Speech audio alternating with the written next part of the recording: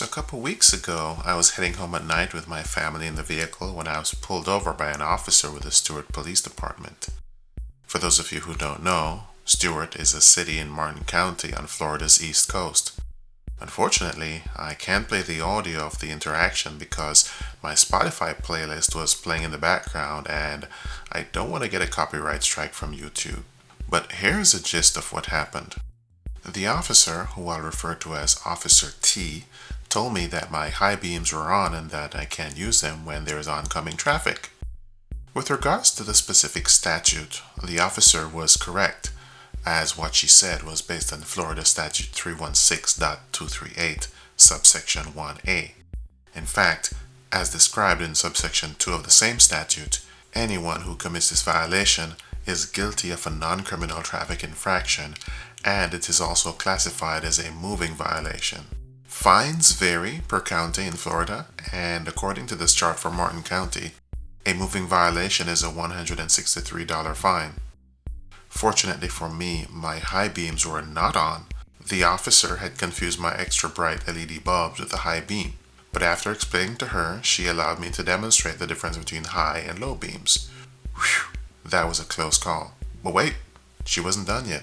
The officer then informed me that of the two bulbs that light up my license plate, one was not working. She went on to explain that Florida statute requires that my license plate be clearly visible from 50 feet away.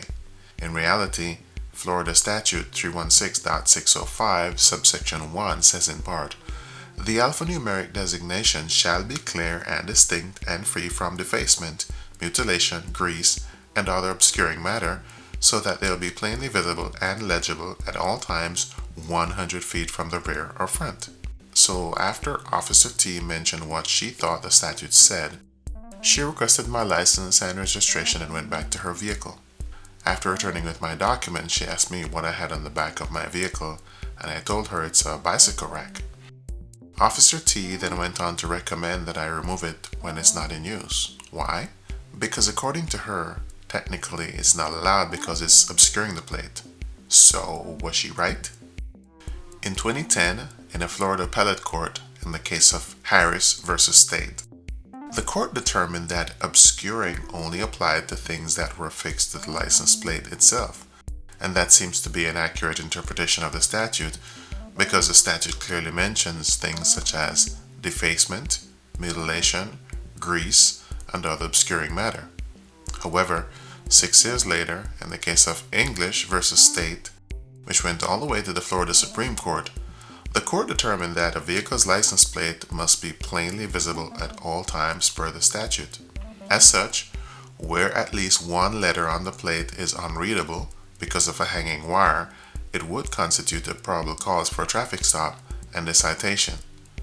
I read the entire Florida Supreme Court decision on this matter, and in my humble opinion, the arguments don't seem to line up with what the statute actually says. In fact, I see bicycle racks on vehicles in Florida every day, some with bicycles and some without. Even some vehicles belonging to sheriff's offices and police departments have bike racks mounted on them. However, I am not aware of a lot of people getting ticketed for racks that block a license plate. Take this vehicle for example. The bike rack in this situation is retracted and the first letter is completely blocked, but only from one angle. All that is required to read the entire plate is a small change in the viewing angle. Here we can see another vehicle on I-95 with the plate mounted on the bicycle itself, because unlike my rack, this rack is mounted low and blocks a spot where the license plate is typically mounted. On this vehicle, however, the rack is mounted low, but the motorbike isn't high enough to block the plate. And even though the rope is partially blocking 2 letters, the rope isn't thick enough to render the plate unreadable. In fact, if an officer were to position his or her patrol car behind this vehicle, the change in perspective would make the entire plate readable. In my case, I did not get a citation, just a warning. But if I had gotten a citation, I would have challenged it. Here's why. Here you can see the back of my vehicle, and the bike rack sits right in front of the center line of the license plate. Florida plates typically do not have digits in the center. There are typically 3 alphanumeric digits on the left side and 3 on the right side. As you can see here, The bike rack is not blocking any digits. Now, to be fair, when Officer T stopped me, two of the straps used to secure the bikes were hanging down and partially blocking one or two digits.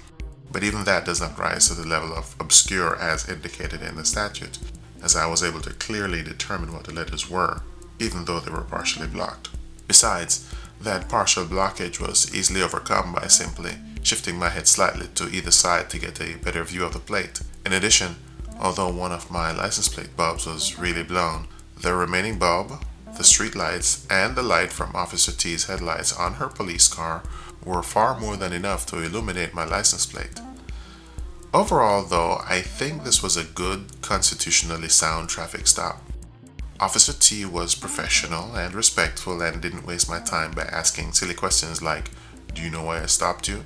She explained the issue and cited the legal basis for her actions and did not hold me for an excessive amount of time. It's true that she was not 100% clear on some aspects of the statute, but that's okay. Even judges and lawyers cannot reasonably memorize and accurately recall or apply every single statute, which is why they often spend time reviewing the statutes and studying case law. Officers in the field have to make an on-the-spot decision based on the situation that they have before them, and I don't mind if they make a mistake as long as they're humble and professional in the way they carry themselves. I commend Officer T for her very professional and respectful interaction with me, and if this is how she typically operates, then I consider her a valuable asset to the City of Stewart's Police Department. Some of you who know me may think I'm being biased because I have family in law enforcement, but nothing could be further from the truth. I'm not afraid to call a spade a spade. In fact, back in 2018, I wrote a book that looked at why police officers sometimes have negative interactions with the public. Check out the link below if you'd like to purchase it on Amazon. I also wrote another book titled How to Be a Good Juror. The links for both books can be found in the description below, and there are also audible versions, which means that you can also listen to the books.